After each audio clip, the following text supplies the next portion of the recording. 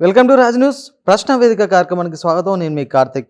ఈరోజు మన గెస్ట్ ఎంతోమంది విద్యార్థులను ఐఏఎస్ ఐపీఎస్లుగా తీర్చిదిద్దిన విద్యావేత్త, ప్రస్తుతం తెలంగాణ రాష్ట్ర వికలాంగుల కార్పొరేషన్ చైర్మన్ ముత్తినేని వీరయ్య గారు ఉన్నారు. వెల్కమ్ చేద్దాం. నమస్కారం అండి. Welcome to Raj news. Thank you. ఎలా ఉన్నారు? బాగున్నాను. రైట్. మా మొదటి ప్రశ్న, మీరు ఎంతోమంది విద్యార్థులను ఐఏఎస్గా ఐపీఎస్లుగా మరికొంతమందిని వేరే వేరే రంగాల్లో వేరే వేరే ఉద్యోగాలుగా తీర్చిదిద్దిన రోజులు ఉన్నాయి. ఒక ఇన్స్టిట్యూట్ ఏర్పాటు చేయాలి, ఒక కోచింగ్ సెంటర్ ఏర్పాటు చేయాలనే గొప్ప ఆలోచన మీకు ఎందుకు వచ్చిందంటే ఏం చెప్తారు? అది గొప్ప ఆలోచన నేను అనుకోలేదు అప్పుడు జనరల్గా.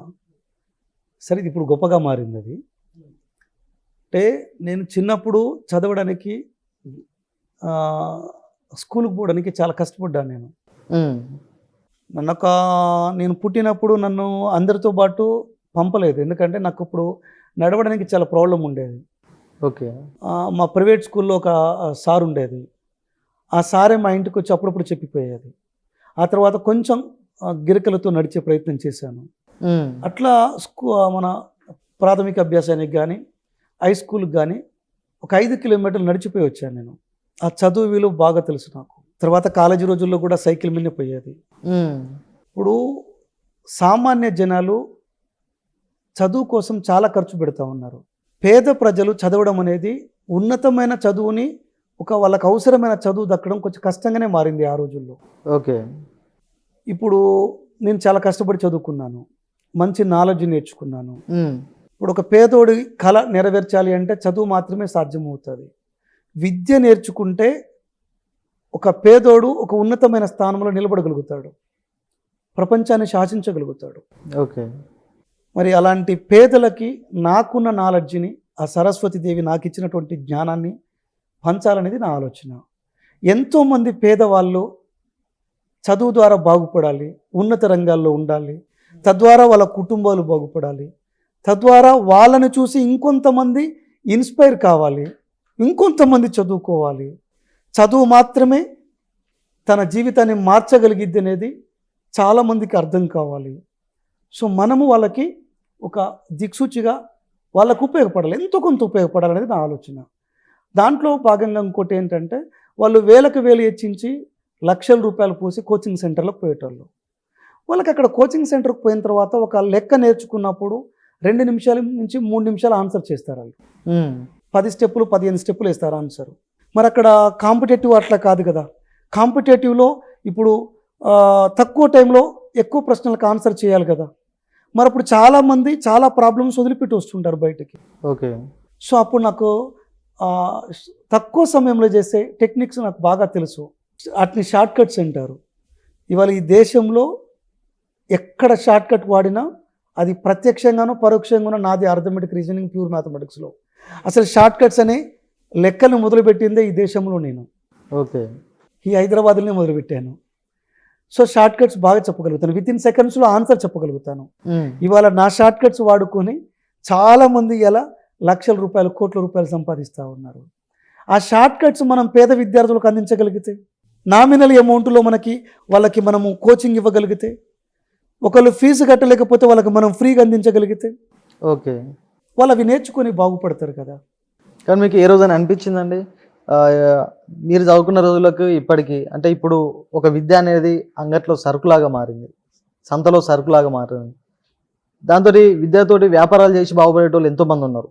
వాళ్ళని చూస్తే మీకు ఏమనిపిస్తుంది? యాక్చువల్గా ఇది మన రాష్ట్ర భవిష్యత్తుకు కానీ దేశ భవిష్యత్తుకు కానీ మంచిది కాదు. అది విద్య వ్యాపారం కావద్దు. పేదోడికి, మధ్యతరగతి వర్గీయులకి ఖచ్చితంగా విద్య అనేది, వైద్యం అనేది, రవాణా అనేది 3 అందుబాటులో ఉన్న రోజే వాళ్ళ ఆర్థిక ప్రగతిని సాధించగలుగుతారు.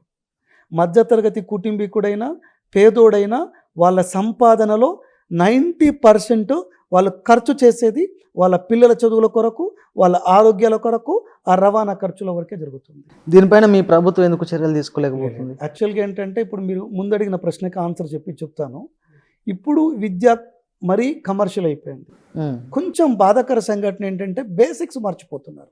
ఇప్పుడు 9th క్లాస్ పిల్లోడు, 8th క్లాస్ పిల్లోడు, ఇంటర్మీడియట్ పిల్లోనికి కూడా బేసిక్ మ్యాథమెటిక్స్ రావట్లేదు. వాడు ఇంటర్మీడియట్లో మ్యాథమెటిక్స్ గ్రూపే తీసుకుంటున్నాడు, కానీ బేసిక్ మ్యాథమెటిక్స్ రావట్లేదు.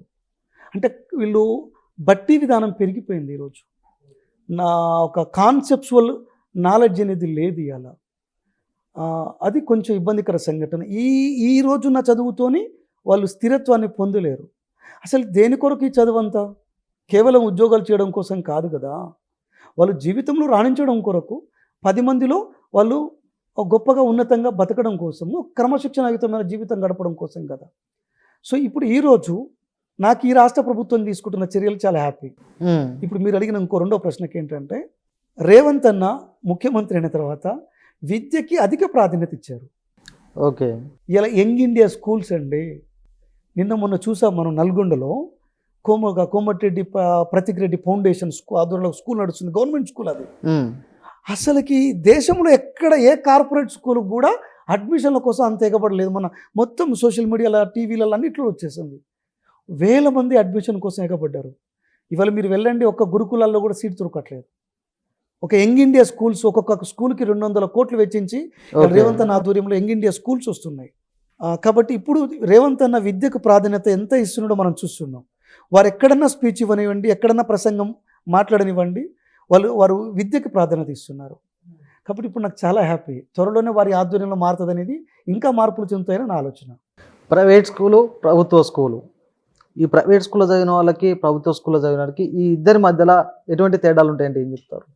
యాక్చువల్గా ఏంటంటే మీరు చాలా కష్టమైన ప్రశ్న అడిగినారు. ఆన్సర్ సులభంగా చెప్పొచ్చు, కాకపోతే ఏంటంటే ఇక అది మళ్ళీ ఈ బయటికి పోయిన తర్వాత ఏమైతే తెలియదు ఈ ప్రశ్న ఆన్సర్. కానీ అంటే చాలా వరకు గవర్నమెంట్ స్కూల్లో చదవడం వల్ల చాలా సామాజిక సామర్థ్యాలు వస్తాయి. నేను కొత్త పదం వాడాను, నీకు సామాజిక సామర్థ్యాలు అనే వాడాను పదాన్ని. సామాజిక సామర్థ్యాలు అన్నప్పుడు వాళ్ళు నలుగురిలో రాణించగలుగుతారు, దేన్నైనా ఎదుర్కోగలుగుతారు, ఎలానైనా జీవించగలుగుతారు. సమాజం పట్ల అవగాహన పెరుగుతుంది, చదువు పట్ల ఇంట్రెస్ట్ పెరుగుతుంది.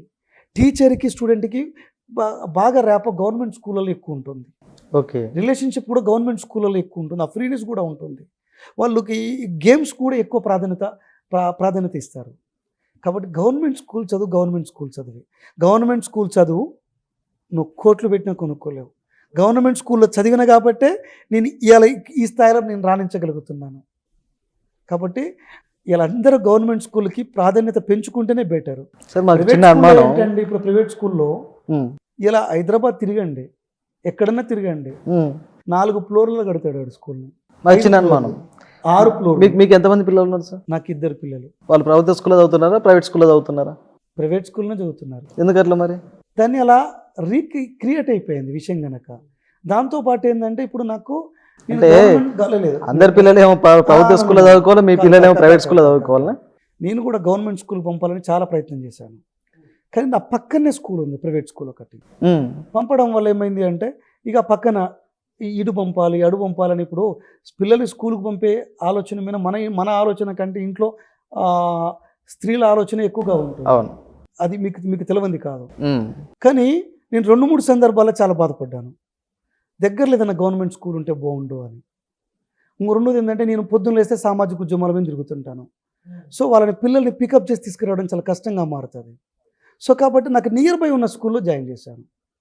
కానీ నేను చాలా సందర్భాలు అనుకున్నాను, మొన్న రీసెంట్గా నా పాపది ఇంటర్మీడియట్ అయిపోయినప్పుడు కూడా అనుకున్నాను, గవర్నమెంట్ స్కూల్లో చదివించుంటే బాగుండేది, గవర్నమెంట్ కాలేజ్ చదివించుంటే బాగుండేది. ఎందుకంటే దాని విలువ నాకు బాగా తెలుసు. అట్లేం లేదు, ఇవాళ నేను కాదు, అసలు ప్రతి ఒక్కళ్ళు కూడా గవర్నమెంట్లో చదివించాలనేది ఆలోచన రావాలి, మంచి ఆలోచన అది. వికలాంగుల చింతకు వీరయ్య ఏంటి కాన్సెప్ట్ ఏంటి అసలు కొత్తగా?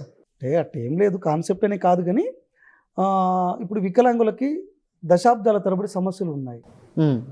అత్యంత పేదరికంలో బతుకుతున్న ఒక వర్గం ఉంది అంటే అది వికలాంగులే.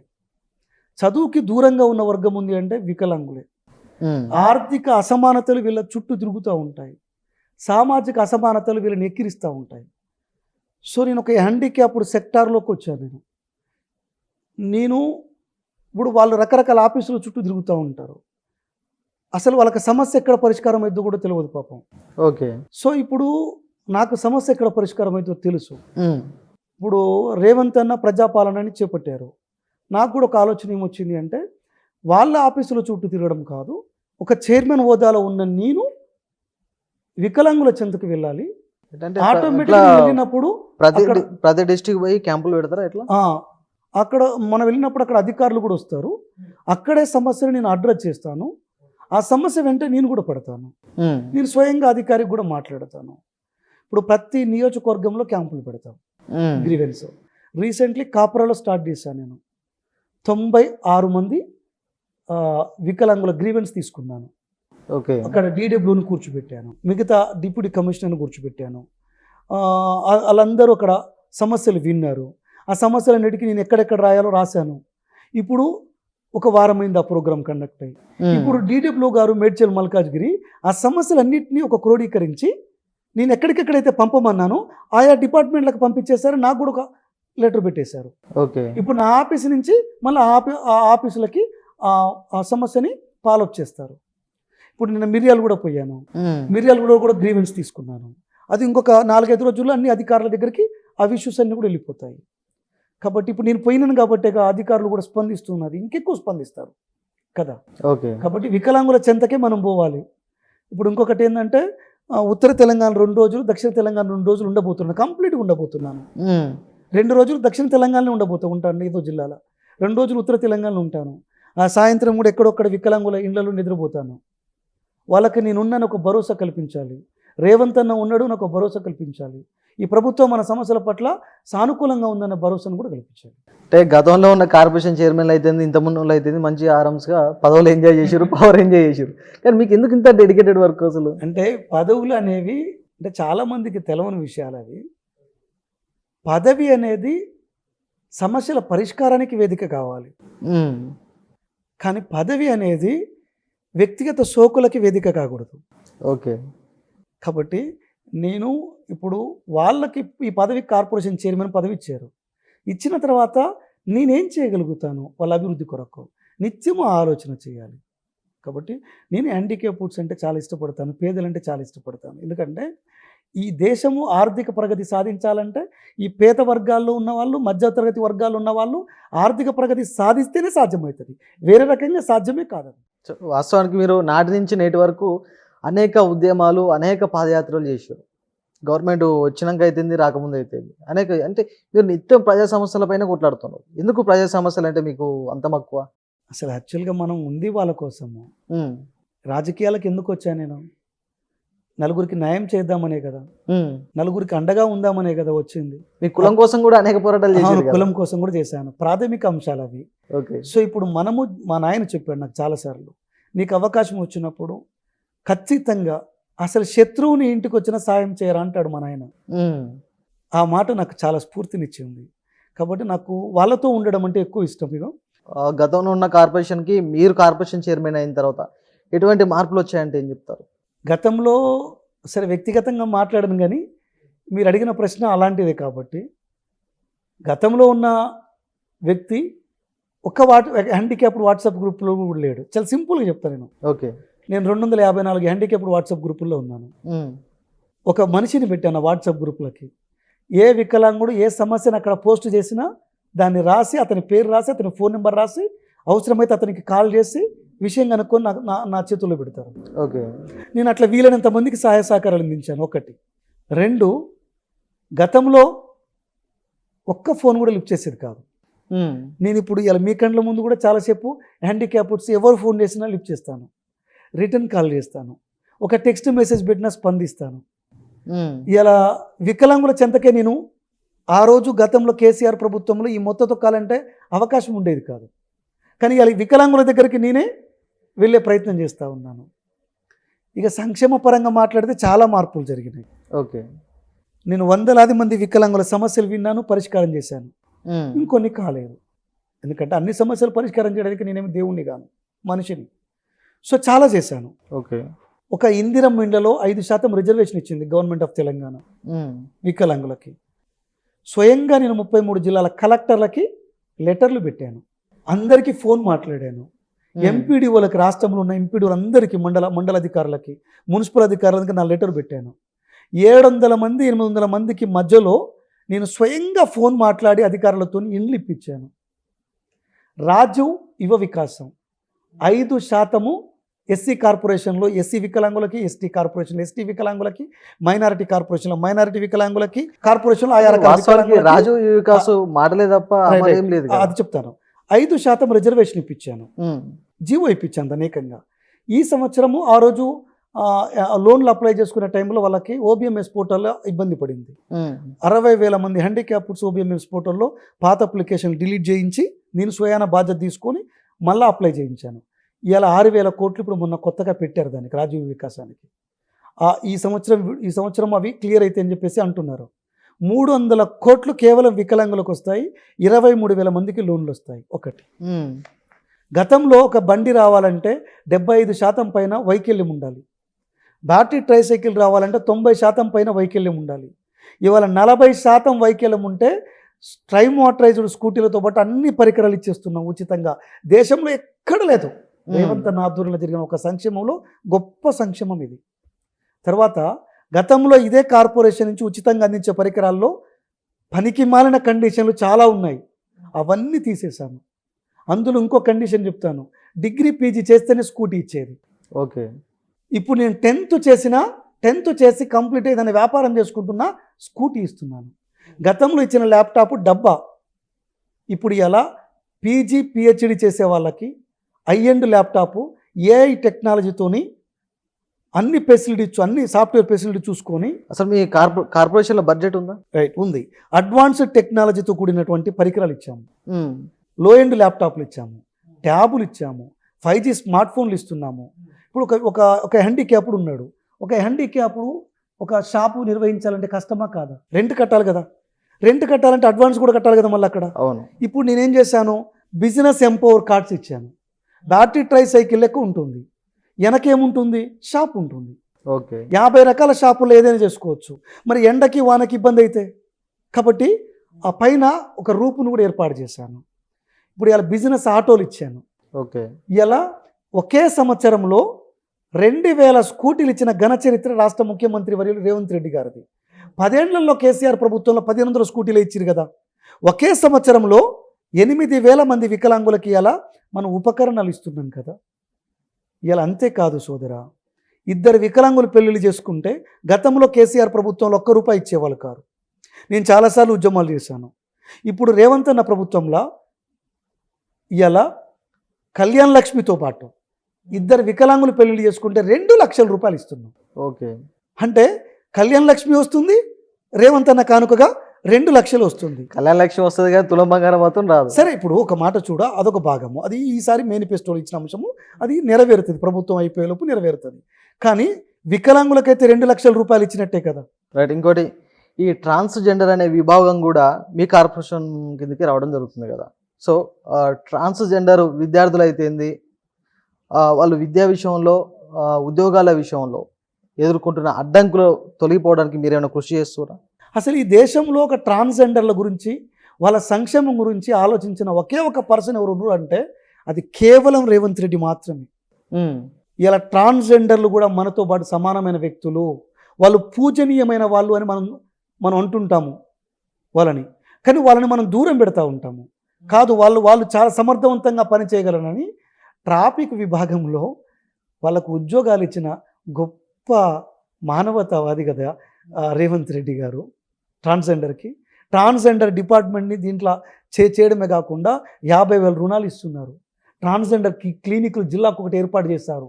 వాళ్ళకు ఐడెంటిటీ కార్డు ఇస్తున్నారు. వాళ్ళ హెల్త్కి సంబంధించి క్యాంపులు పెడుతున్నారు. ట్రాన్స్జెండర్లు కూడా సంతోషంగా బతికే రోజు, ఈ రాష్ట్రాన్ని రోల్ మోడల్గా మిగతా రాష్ట్రాలు తీసుకునే రోజులు వచ్చినాయి. ఈ తెలంగాణ రాష్ట్రంలో జరిగే సంక్షేమాన్ని మిగతా రాష్ట్రాలు, ఈ దేశం రోల్ మోడల్గా తీసుకోవచ్చు. నేను చెప్తాను, అలాంటి 40% వైకల్యానికే పరికరాలు. వాస్తవానికి ట్రాన్స్జెండర్స్ సమస్యలు మీ దగ్గరకు వస్తాయి. ఎటువంటి సమస్యలు వస్తాయి ప్రధానంగా? అంటే వాళ్ళకి హెల్త్ బాగాలేకపోయినాయి కానీ, ఆర్థికంగా రుణం కావాల్సిన వాళ్ళు కానీ, వాళ్ళకు ఒక ఐడెంటిటీ కార్డు కావాల్సిన వాళ్ళు కానీ, ఇట్లాంటి వాళ్ళు బాగా వస్తుంటారు. ఒక వికలాంగులు అయితేంది, ఒక ట్రాన్స్జెండర్ అయితేంది, ఒక గుడ్డివారు అయితేంది, చెవిటివారు అయితేంది, ఈ అన్ని విభాగాలు మీ కార్పొరేషన్ కిందకి వస్తాయి. కానీ వీళ్ళంతా సమాజంలో ఎంతో కొంత ఒక ఆవేదనకు గురయ్యి ఒక మానసికంగా ఎంతో కొంత బాధపడుతుంటారు సార్. వాస్తవానికి వీళ్ళకి మీరు ఏం చెప్పదలుచుకున్నారు? ఇప్పుడు రేవంత్ అన్న ప్రభుత్వం ఉంది, నేనే చైర్మన్గా ఉన్నాను.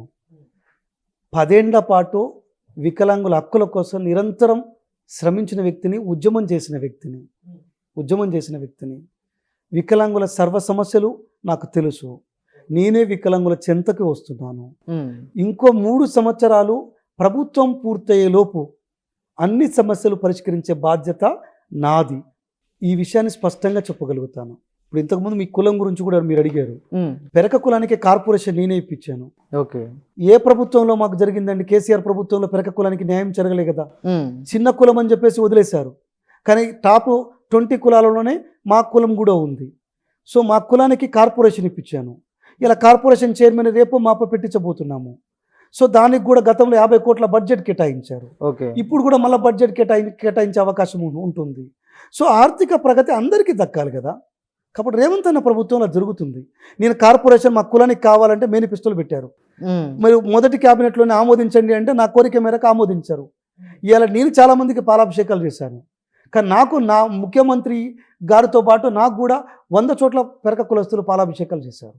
సరే, ఒకటేంటంటే నేనని కాదు, నేను ఇలా సమాజం మొత్తానికి చెప్పగలిగేది ఏంటంటే ఏ పదవిలో కూర్చున్న వాళ్ళకైనా నేను ఒక్కటి చెప్పగలుగుతాను. ఉమ్, మనం ఏ పదవిలో కూర్చున్నాము, ఆ పదవిలో నుంచి మనం ఏం చేయగలుగుతాము. జనాలతో మనం ఉండాలి. మనం ఎక్కడో కూర్చోవడం కాదు, జనంతో ఉండాలి. మీరు ఇందాక ఒక అడిగిన ప్రశ్నకి మనం పుట్టినమండి, ఉమ్, మనకి సంబంధం లేదు మన పుట్టుకకి. మనం చచ్చిపోయేదానికి కూడా చాలా వరకు మనకు సంబంధం ఉండదు. ఉమ్, పుట్టినవాడు గిట్టక మానడు అంటారు. అంటే మన పుట్టుక ఎట్లయితే జరిగిందో మరణం కూడా జరుగుతుంది. మధ్యలో నువ్వెవరు అనేదే ప్రశ్న ఇక్కడ. ఉమ్, సో మనం ఎవరు? నువ్వు సంపాదించిన ఆస్తి మొత్తం నీతో పాటు తీసుకెళ్తావా? మరి ఏం తీసుకెళ్తావు? మనం ఎందుకు పుట్టాము ఇక్కడ? సో మనకు పాత్ర దొరికింది. ఈ పాత్రలో మనం నలుగురికి న్యాయం చేయాలనేది నా ఆలోచన. కేంద్ర ప్రభుత్వం నుంచి మీ కార్పొరేషన్కు ఎటువంటి సహాయ సహకారాలు అందుతున్నాయండి? సున్నా. ఉమ్, బీజేపీ తీవ్ర అన్యాయం చేస్తుంది. కిషన్ రెడ్డికైనా, బండి సంజయ్కైనా, రామచంద్రరావుకైనా వాళ్ళ ఎమ్మెల్యేలు కొంతమంది ఒకరిద్దరు మాట్లాడుతూ ఉన్నారు హ్యాండిక్యాప్డ్ వెల్ఫేర్ మీద. వాళ్ళకి సిగ్గు, శరం, లజ్జ ఇలాంటివి ఏమైనా ఉంటాయి ఒక మాట బహిరంగ చర్చకు రావాలి నాతో. ఉమ్, మీ టీవీ ఆధ్వర్యంలో రావాలా. కేంద్రము 300 రూపాయలు వికలాంగులకు పెన్షన్ ఇస్తుంది. 2011లో ఆనాడు కాంగ్రెస్ ప్రభుత్వం ఏర్పరిచిన పెన్షన్ అది. ఉమ్, వీళ్ళ ప్రభుత్వం 2014లో వచ్చింది. మా పేరుని వికలాంగులుగా దివ్యాంగ్ అనే ఒక పదం అయితే మార్చారు. ఉమ్, మా బతుకులు మార్చినారా? ఇప్పటికి ₹1 పెంచలేదు. 300తో కేజీ చికెన్ వస్తుందా? ఇప్పుడు కేజీ చికెన్ అన్నా మనం 300తో కొనుక్కోగలుగుతామా? ఉమ్. మరి ఆ 300 కూడా మరి వికలాంగులందరికీ ఇస్తున్నారు అంటే లేదు. కానీ మీరు కూడా హామీ ఇచ్చారు కదా, ఇవ్వట్లేదండి. మీరు కూడా హామీ ఇచ్చారు కదా వికలాంగులకు పెన్షన్ పెంచుతామని మీరు కూడా హామీ ఇచ్చారు కదా. 100% కట్టుబడి ఉన్నాం. అది వరకు అమలు చేయలేదు కదా. ఒక మాట, ఉమ్, 300 రూపాయలు నువ్వు పెన్షన్ ఇస్తున్నావు హ్యాండిక్యాప్డ్ కోటాలో. 100 మంది వికలాంగులకి 3 కూడా ఇవ్వట్లేదు నువ్వు. ఓకే. మరి మిగతా 97 మందికి ఎవరు ఇస్తారు? మరి ఖర్చులు పెరిగిపోయినాయి కదా, నిత్యావసరాలు పెరిగిపోయినాయి కదా. హ్యాండిక్యాప్డ్స్ కూడా కేంద్రంలో హక్కు ఉంది కదా, 5% కేటాయించాలి కదా. వికలాంగుల హక్కుల చట్టాన్ని నువ్వు అమలు పరచాలి కదా. ఇలా రాష్ట్రంలో మీరు అడిగిన ఒక ప్రశ్నకి 6000 పెన్షన్ నేనే పెట్టించాను. ఉమ్, ఇందులో అనుమానం ఏం లేదు. కానీ అమలు కాలేదు కదా. రైట్. ఇవాళ కేసీఆర్ కాలంలో దొంగ పెన్షన్లు చాలా ఏరియేసాము. ఇప్పటికి ఉమ్, ఇంకొన్ని దొంగ పెన్షన్లు ఏరియేసే పనిలో ఉన్నాము. ఇలా కొత్తగా కేసీఆర్ 2019 తర్వాత కొత్తగా పెన్షన్లు పెంచివ్వలేదు. ఎప్పుడైనా వస్తే 150 అవే ఇచ్చారు. 2 లక్షల మందికి ఇలా కొత్త పెన్షన్లు ఇచ్చారు. 50,000 నుంచి 1,00,000 మంది వికలాంగులకు కొత్తగా పెన్షన్లు వస్తున్నాయి. మనం ఇది ఎందుకు చూడకూడదు? రెండోది, కొత్తగా 4,000 నుంచి 6,000 పెరగాలి. పెరుగుతుంది, ఖచ్చితంగా పెరుగుతుంది. కానీ అక్కడ ఆర్థికంగా బాలేదు వ్యవస్థ. కాబట్టి ఇవన్నీ సవరించుకున్న తర్వాత 6,000 ఖచ్చితంగా పెరుగుతుంది. 6,000 ఈ గవర్నమెంట్ పెన్షన్ ఖచ్చితంగా ఇస్తుంది. ఈ ప్రభుత్వంలో 6,000 ఇవ్వకపోతే నేను రాజకీయాలు ఉండను. కానీ షూర్ అదే కోణంలో బీజేపీ రామచంద్రరావు ఈ 300 పెన్షన్ని 3,000కి పెంచే ఛాలెంజ్ తీసుకుంటాడా? కార్తీక్, నువ్వు కూడా ఆలోచించు. 300తో ఏమొస్తుంది? 300 రూపాయలతో ఏమొస్తుంది?